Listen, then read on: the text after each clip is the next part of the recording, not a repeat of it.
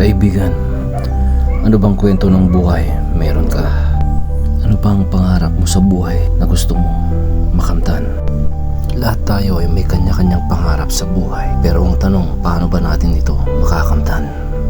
Kung minsan kailangan nating mapag-isa para lang maisip o mapagtanto ang mali at tama upang magawa natin ng maayos ang lahat.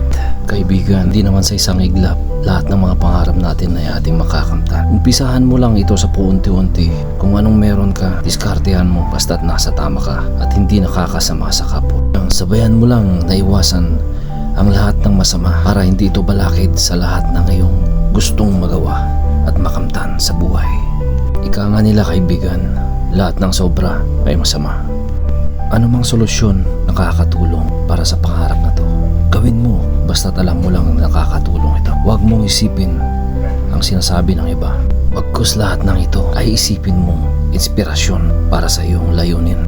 Kaibigan, huwag mo lang kalimutan ang poong may kapal na siyang lumikha para lagi kanyang gabayan sa lahat ng hamon sa buhay na iyong kakaharapin bukas at sa darating pang araw. Isipin mo lang kaibigan na kung anong meron ka ngayon, dapat kang makontento. Huwag mong pilitin na abutin kung ito'y nakakasama sa iyong layunin para kahit ikaw man ay bumagsak, madali ka lang makakabangon muli. Kaibigan, ika nga at tanong nga nila, kanino ka ba bumabangon? Yan ay lahat para sa iyong pamilya. Sila yung inspirasyon mo para unti-unting makamtan lahat ng mga ito. Itanim mo lang sa iyong puso at isipan kaibigan na ang lahat ng ito ay para sa kanilang magandang kinabukasan. Kaibigan, tara na at samahan niyo akong maglakbay sa lahat ng hamon ng buhay.